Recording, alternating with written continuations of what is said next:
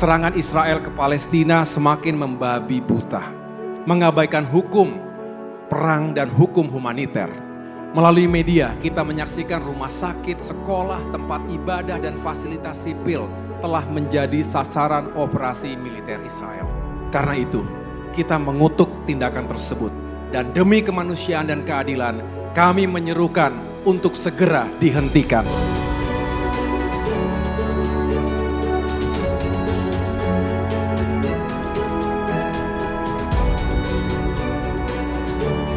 Di dalam negeri kita juga menghadapi berbagai tantangan pertahanan dan keamanan yang serius. Mulai dari pelanggaran wilayah batas seperti di Natuna Utara, ancaman terorisme, radikalisme, dan separatisme, perompakan dan pencurian kekayaan alam, spionase, hingga tantangan bencana alam.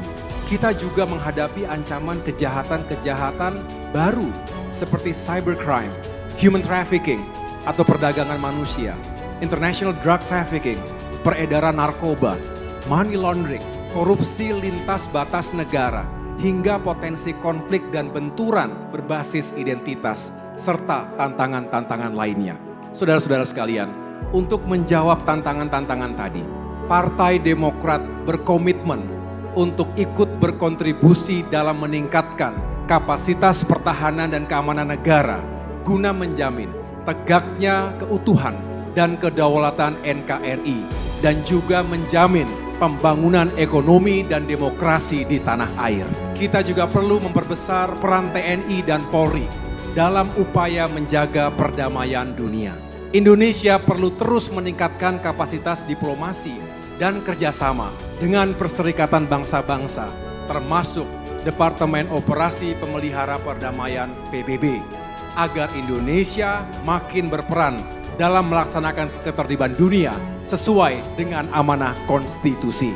Sejalan dengan modernisasi peralatan TNI dan Polri, peningkatan kesejahteraan prajurit dan keluarganya perlu untuk terus dilanjutkan. Partai Demokrat akan terus memperjuangkan kenaikan gaji dan berbagai tunjangan yang layak bagi prajurit TNI dan Polri, termasuk para veteran dan pensiunan. Masalah perumahan juga perlu mendapatkan perhatian yang serius. Rakyat Indonesia yang saya cintai, komitmen dan yang hendak Partai Demokrat perjuangkan ini bukan hanya sekedar janji, tetapi kami pernah memberikan bukti, utamanya selama 10 tahun era pemerintahan Presiden SBY. Sejarah mencatat di awal pemerintahan Presiden SBY, embargo militer dunia internasional yang berlangsung selama 12 tahun dapat diakhiri. Selain itu, kita telah menggagas kebijakan MAF atau Minimum Essential Force sebagai terobosan untuk percepatan peningkatan kapasitas pertahanan. Karena alhamdulillah ekonomi kita kuat ketika itu.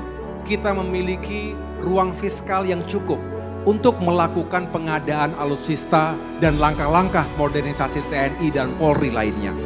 Dengan diplomasi yang kita lakukan, kita juga bisa meyakinkan sejumlah negara penjual bahwa Indonesia mampu dan layak menggunakan weapon system yang mutakhir tersebut. Kita juga mampu mendapatkan kepercayaan bahwa alutsista modern tersebut tidak akan disalahgunakan. Sebab tidak sedikit negara yang punya uang tapi tidak dipercaya oleh negara produsennya untuk memiliki alutsista berteknologi tinggi tadi. Yang mesti dipikirkan jangan hanya soal persenjataan, tapi juga soal kesejahteraan prajurit. Kita bersyukur dulu gaji TNI dan Polri termasuk pensiunan naik 9 kali dalam 10 tahun dengan total kenaikan 112%. Ada juga gaji ke-13 serta tunjangan remunerasi. Ke depan, Partai Demokrat akan memperjuangkan agar kebijakan pro prajurit ini terus dilanjutkan. Rakyat Indonesia yang saya banggakan, dalam hubungan internasional, Partai Demokrat berkomitmen untuk ikut terus mengedepankan prinsip Million Friends, Zero Enemy. serta memperkuat berbagai kemitraan strategis dan kemitraan komprehensif dengan berbagai negara sahabat.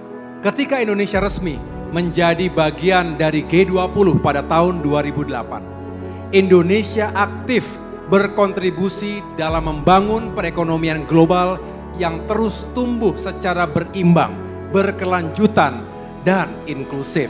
Di samping itu, kerjasama global ini juga berhasil memperkuat perekonomian Indonesia yang sangat kita perlukan untuk dapat meningkatkan kesejahteraan rakyat.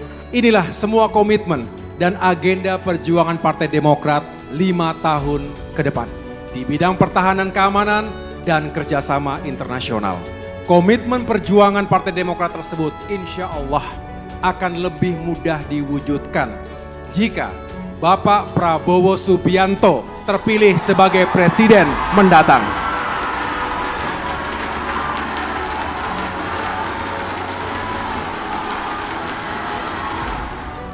Kami yakin, Partai Demokrat yakin, kita semua yakin Pak Prabowo sebagai mantan